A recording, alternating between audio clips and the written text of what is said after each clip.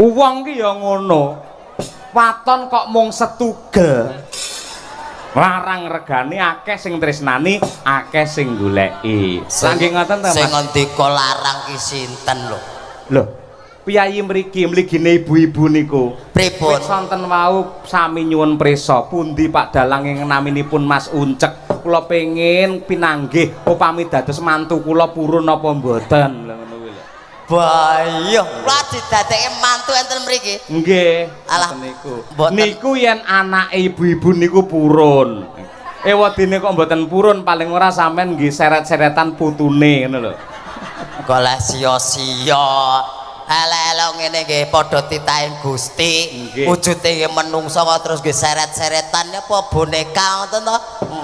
Mboten mboten nggih. Ning nyatanipun ingkang tresnani kathah sanget lho Mas Uncek, luar biasa. Ngapunten. Niku mboten kok nresnani iki mboten. Lah napa? Mung mesakne. Lah mboten estu. Niku lho agunge Gusti ingkang nyipta jagat menika katresnanipun dumateng titah ngantos kados mekaten menika. Upami nggih nun sewu. Jenenganmu dados piyai sing gagah gedhe dhuwur. Nah, karuan lho bengi iki dadi bintang tamu. Dereng karuan. Dereng karuan. Upamane kula gagah gedhe dhuwur, wah kula malah repot kula. Sebabe? Alah ora nggo rayan sinden-sinden niku paling ngene. Wah. Uang niku pede sik, umuk sik. Elek pikir keri, melarat pikir keri. Aku pamane gedhe dhuwur iki kados jenengan kok. Pripun? Sampeyan gedhe kados jenengan ngoten niku kula. Sampeyan umure pira?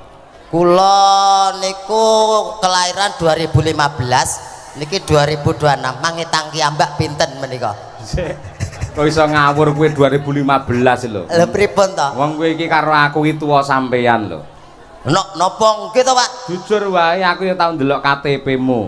Sampe lek kelahiran tahun 45 to. Mboten. Alah jare barakane Bung Karno. Nggih mboten kelahiran 45 kok isi imut-imut ngoten lho. Niku lho. Kowe ora imut-imut ning amit-amit sampean iki ora ngono kuwi. Nggih. Sik matur sik karo Pak Daryo. Ayo ditimbali. Matur napa? Loh, ya matur nuwun karo Pak Daryo. Nggih, matur nuwun Pak Daryo, matur nuwun. Kaya pelawak-pelawak liya-liyane kae lho. Sakwise matur nuwun, banjur apa ki ndongake marang Pak Daryo, ndongake marang mantene. Alah Pak, lah kula ndonga ki ambake mboten diijabah Gusti lho. Kula mung pengen setunggal tok, pengen modot ora modot-modot tok. Kan ndongake piyai kathah, kan ndongake Pak Daryo. Aja keloro-loro ngono to sampean iki nuwun sewu. Iki lak sing rawuh kathah. Nggih.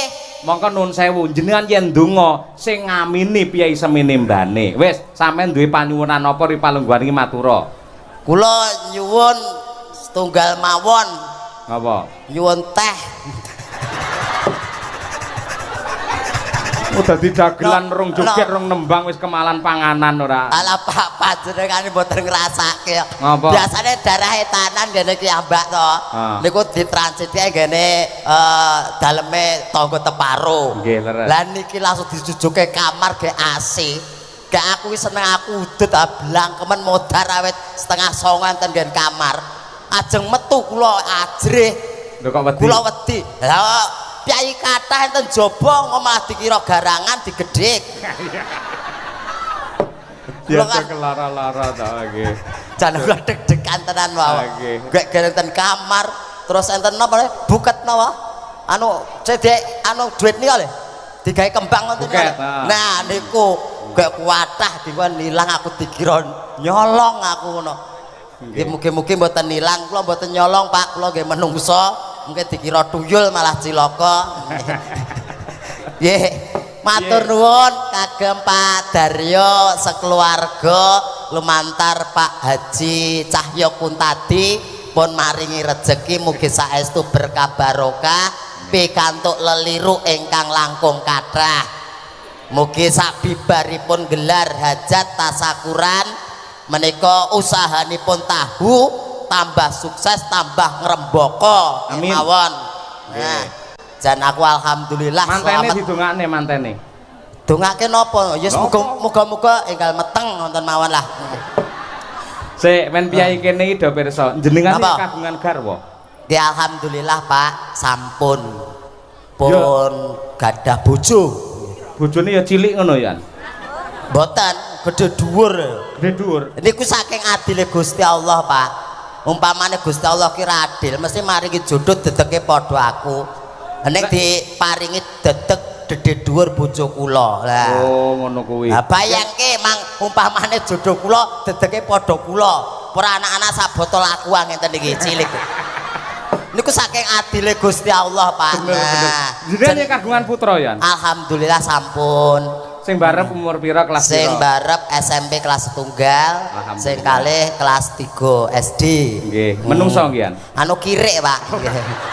Aja keloro-loro to. Ade boten keloro-loro takoke jenengan ketoke apik ning jero nylekit. Ora. Ya wong yo anu. Iki ketok nyepelekke tenan to ngoten niku. Jenengan kok ya iso anak-anake njur carane piye lho. Lah nggih kirangan. Yen gelem jujur ibu-ibu sing teng mriku, jenengan nggih bingung to, Bu? Penasaran to, iki carane njur piye lek ndek bojo lho. Ora mung ibu-ibu tok, bapak-bapak ya do gumun mesti. Aku dhewe ya gumun kok. Aku dhewe kok ya iso aku lho. Lah iya. Jarak ya. Carane piye mongko piyayine nun sewu jenengan alit semonten. Nggih. Lha priya sak ceplukan to njur ngono terusan. Kenapane sing sak ceplukan niku lho. Irunge ora. Waduh. Nggih mboten. Kula ki ambak nggih mboten mangertos, Pak. Jenenge menungso niku mong saderma nglakoni, jodoh rejeki pati ra ngerteni. Dadi ya dilakoni wae peparinge Gusti lan dinikmati urip iki. Urip arep kepiye wong bayi, terus gedhe, terus tuwek, terus ora enek. Nah, niku sing arep nikmati kapan? Ha iya, nggih. Iki luwih gayeng, Mas Unjak. Nggih. Wonten apa? Nggih. Iki luwih apik sampeyan tak petone karo budene sampean. Budhe kula. Sinten? Lha iki budhe Niken Salindri. Ha iya. Nggih. Ben nembang dhisik, yen karo sampean menah gayeng mesti apik. Siap, budhe. Monggo budhe. Iya.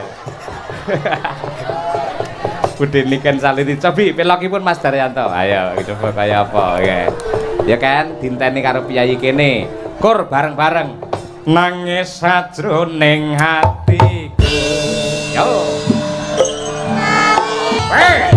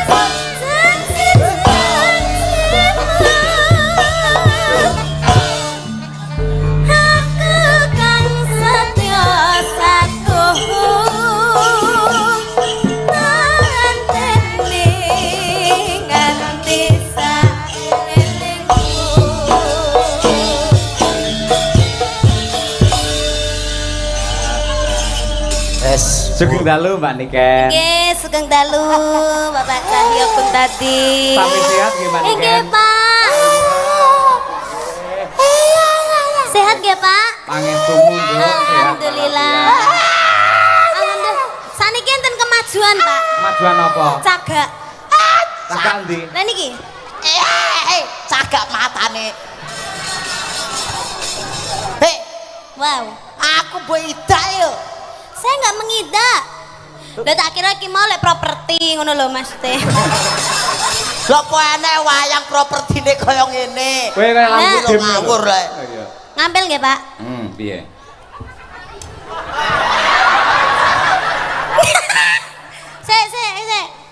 Sing rada gedine, Pak, sing rada gedine, Pak. Sing rada gedine kowe iki sak wayang lho, kena. Ya, piye? Alah, ketoke aku Lah. iki salah.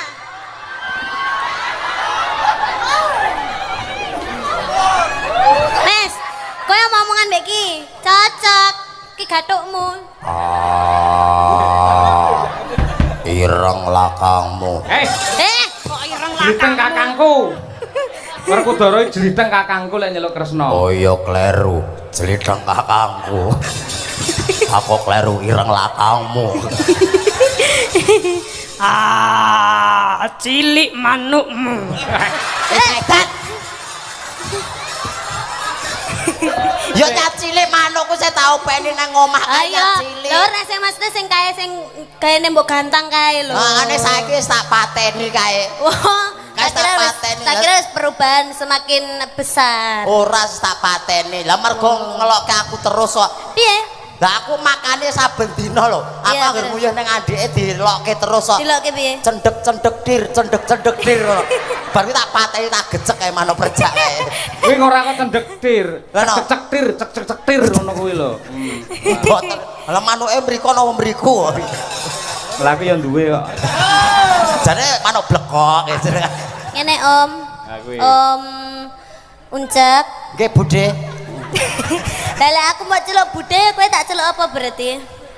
Ya, Dedek apa piye? Dedek ya, Apa- dedek ya. Soale apa- gedemu seadek kowe. Iya, apa baby? Oh ya, babi ya, babi ya. Baby. Baby kok babi. Baby. Ning Bali babi sami niki. Iku rong babi cek genjek.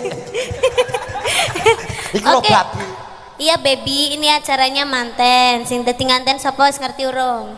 Oh, aku lho ngerti. Sapa? Sapa to mau? Bagi ra sumbut lek gleleng ora. Mbak Kofifah. Betul. Mbak Kofifa kalian Mas sinten, Pak? Sekalian Muhammad Lutfi. Nah, Mas Lutfi. Gubernur Kalian- Jawa Tengah. Mau tak koprok lho cek ora. Mbak Lutfi, Muhammad Beda. Lutfi. Iki Piai Jakarta Selatan ngono. Oh, senes gubernur to? Kudu kemeruh kowe ora. Tak kira gubernur mula kok nanggap wayang aku ya ngono. Lha terus apa ya? Terus orang-orang kayak Mas Lutfi ngene iki duduk gubernur ora oleh nanggap wayang. Itu Lah iya. Berarti kan sing nanggap wayang ora mung gubernur tok, kadang gubernur ya ora nanggap wayang. saiki ora eneng kok. Ada pemangkasan anggaran. Wis rakyate mumet to. Buat Mas Lutfi dan juga Mbak Kofifa. Loh, Mas Lutfi gubernur Jawa Tengah. Jawa Lah, Tengah. Bu Kofifa lah gubernur Jawa Timur. Jawa Timur. Iya. Dadi Kompak ya. akur. Nggih, mugi-mugi pinaringan keluarga ingkang sakinah mawaddah warahmah. Amin. Semoga langgeng sampai kakek-kakek, nenek-nenek, semoga Nenek. Kakek, Kakek, ora. nenek. kakek-kakek, nenek-nenek kuwi lho. Kuwi lho lek cara Jawa ki Cak, karepe genduk niken ki kaken-kaken ninen. Ora nenen. Lah kakek sekarang masih nenen. Wah, Ninen no. Ninen ya. Nenenmu kuwi. Kakek-kakek ninen-ninen, muga-muga langgeng, sehat selalu, berbahagia selalu. Amin amin. Iki sing Wis, sing apa nimbali dhewe rene iki mau, Pak? Pak Daryo, Pak Daryo kalian Bu kuliah Bu kuliah. sore. Hah? ngawut subuh. Pak Daryo matur sembah nuwun amargi sampun kersa memajukan jadwal. Nggih. Nggih, begitu hebatnya Pak Daryo. Dengan lapang dada Pak Daryo itu memberikan solusi yang terbaik. Akhirnya Niken Salindri, Madangkara dan sak rombongan hadir datang di sini. Nah, iki mergo kowe kok Ken iki. Gara-gara kowe maju terus udan deres iki lho. Loh, Umpamane manut aku sesuk ngono ya terang. Udah kira ngerti kan, lek udan ni barokah dhek ora ngerti. dalam Barokah jenengan kula nyapa? musibah aku.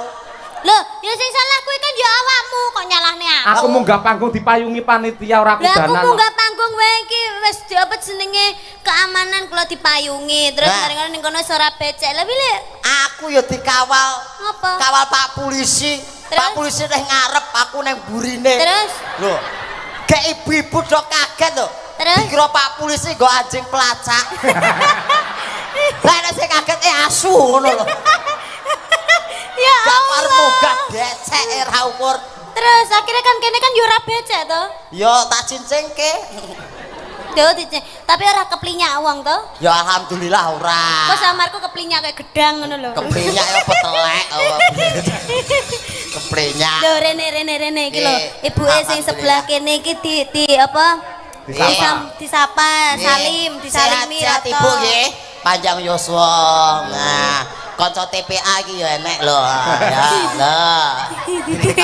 Kanca TPA. Sing sebelah mriko ketinggal mboten? Ketinggal.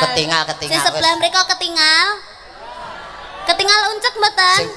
Oh mboten. Alah, yen aku ra ketok ra apa-apa. Lanangan nyelekut wis bablakan. Ya jenenge makan gaji buta. Loh, kok iso makan gaji buta enek iki? suarane renek wujute.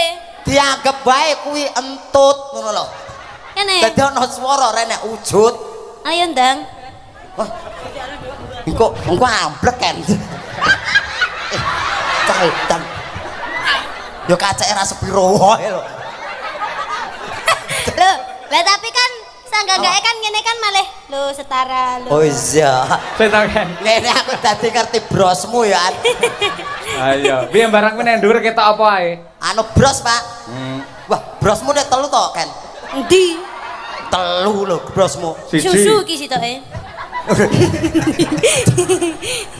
Munggah ben piye? Munggah ben piye? Kurang dhuwur lho, Pak, tapi Pak. Kowe pengen nguncak dhuwur? Oh, iya, Pak. Sik, Pak. Piye neh? Apa neh? Apa to, Ken?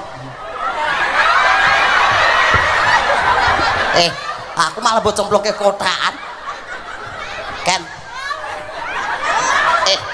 Golek panganan samplokan nek ameng-ameng nyawa to, Ken. Wis, ning kono. Wis. Sampai wengko pindah tak gecek menan. Lek ngene malah bahaya, ngene tibone sapa yang tanggung jawab? Nah, iki ora enek anggaran UGD. Ini ben jelas. Pak. Pak. Anu.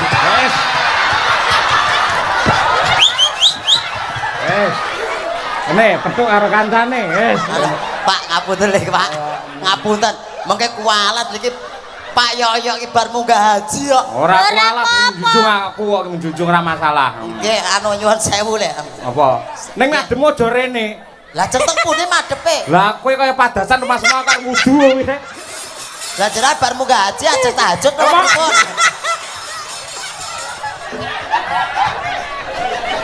pripun? Ngapunten.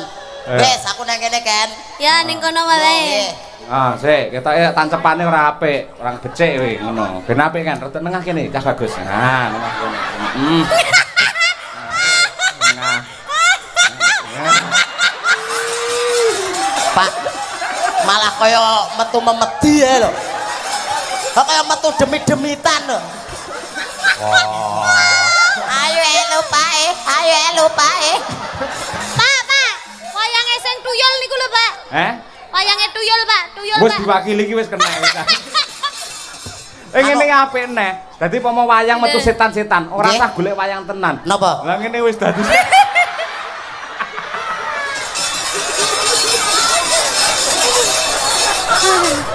Walah lah, golek panganan camplukane direwahi kaya ngene. Iya, ning nadyan kaya ngopo lan kepiye wong urip ki ibarate kaya mampir ngombe. Ya ngombe sik ya. Ngono kuwi. Tenan. Ya to, Ken. Nggih, Pak. Ning dunya iki mung sadrema. Sadrema kewajiban dadi menungsa, ya kuwi wis saka lahir ngerti-ngerti tuwa, ngerti-ngerti mati. Nah, mergane wong urip ngibarate mampir ngombe.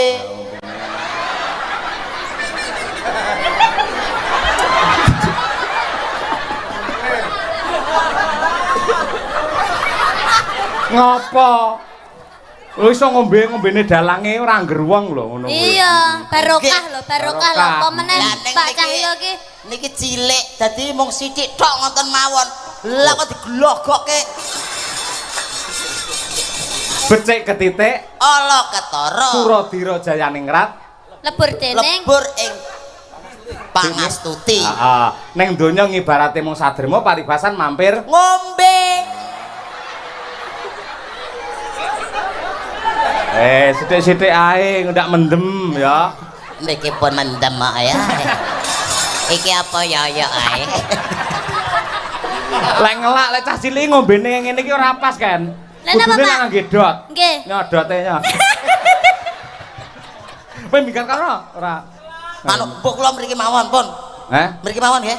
Aja kono karo niken kono lho. Kene lho, Kene kene nggih lho. wayang ora ngono. Ngene. Iya, Mana? rene. Ya kena ada di dalang. Ayo, Ayo. Loh. Ah, iya. Sida apa ora wae iki jane? Ayo kita metu apa piye ngono. Ayo.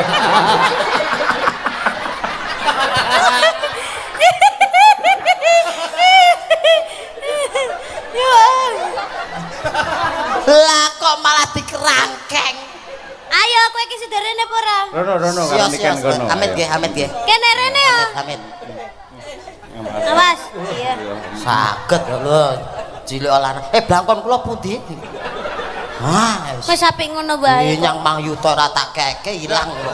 Kok larang men ki lho gur blangkon. Nggen kuwi gur 300 nganti 5 juta ra dikekke lho. Kula mboten keke kula.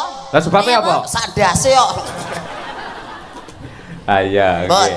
Nyanyi isa enggak? Ora? Loh.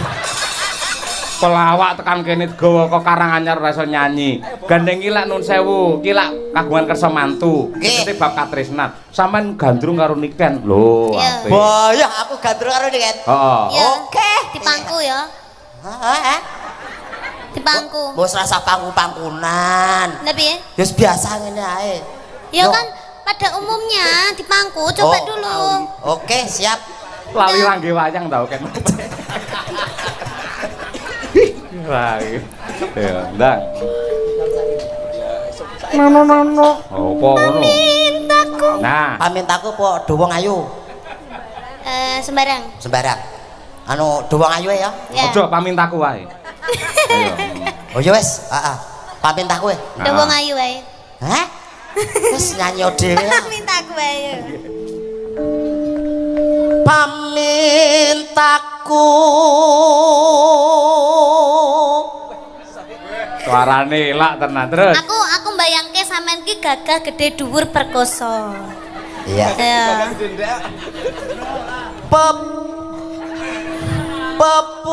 pepujane tekan Nyidam Sari to iki mau. Nimas Sidoase. Iki wong loro iki ya meneng ae. Oh dikleroke. Meneng ae. Nimas Sido ase. Ya aja kok kaduan rada nyedhek ben kita mesra. Ya. Kakang. Hah? Kakang. Kok kakang gitu? Lah piye? Ora ngono, Kang. Kakang. Yuyu Kangkang. Kepiye ragil lho rek? Kok ora Ragil kuning. Kuning wis bar kodanan kok. Dadi lorek.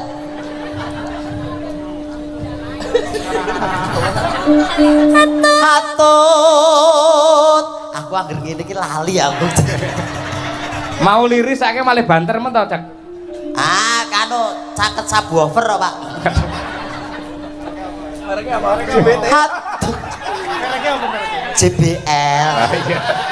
Atut runtut tansah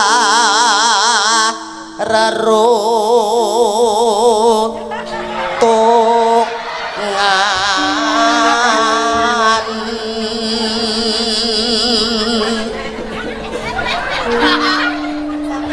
ing sarina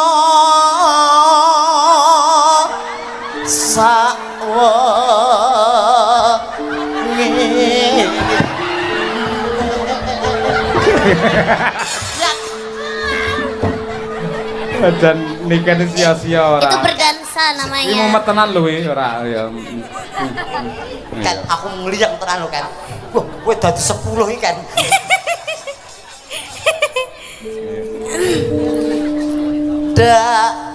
Datan kinggang Sak rambute. sarambut. Masa sarambute lah krembuyung. Waduh. Datar ginggang sak rambut ibaratnya tresnane temanten kuwi iki lete mung sak rambut tok ngono lho ora enek lete blas ya sak rambute ngrembuyung lho Kaya nggonmu nganti muntel-muntel ngono lho. Gelungan kuwi ya. Gelungan. Aku melu nyapu ae. Gelungan kok disapu. Ya. Sarambut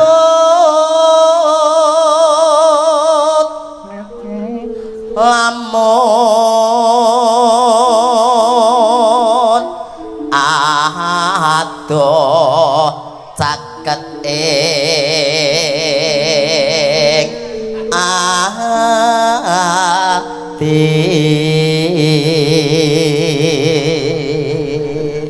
Bareng kowe karo Niken ki jejer wong loro tak delok kok nggen YouTube masyaallah. Pripun, Pak? Mbak Niken jan kaya Sri Huning. Nggih. Sing lanang kaya Serigala.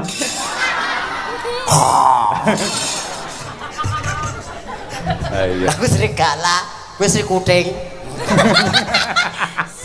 Sri Kucing piye to? Apa Sri apa? Sri Uning. Yo kuwi karepku. Si kucing. Gantian ya. Oh, gantian. Yen cedak tansah mulat.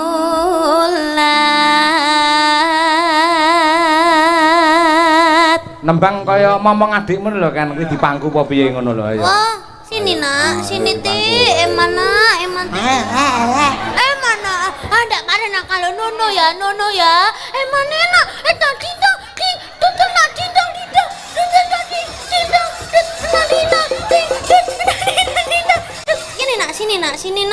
sini ti, emana?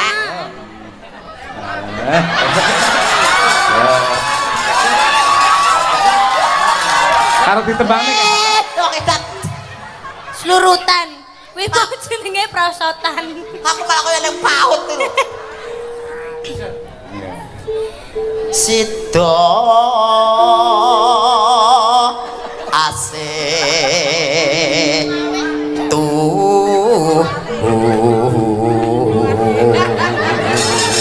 Kayak jeget-jeget kayak kesenengan apa ta, Jak? Ake seneng ta tase aku dipangku wong ayu.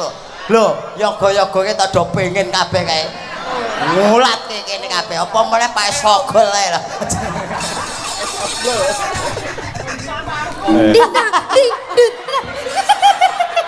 Astagfirullah. Lah wong dipangku kok jenenge kowe dikudang tindang ting dut ngono. Ya nek arep digondeli. Lah ora digondeli ya ngumpul. Lah wis tuwek ya gondelan dhewe. Ibarate adik kok wis tuwek. Ndang. Pindo mimi lan mie goreng. Mintuna. Ayo bareng nimas ana tepi wajib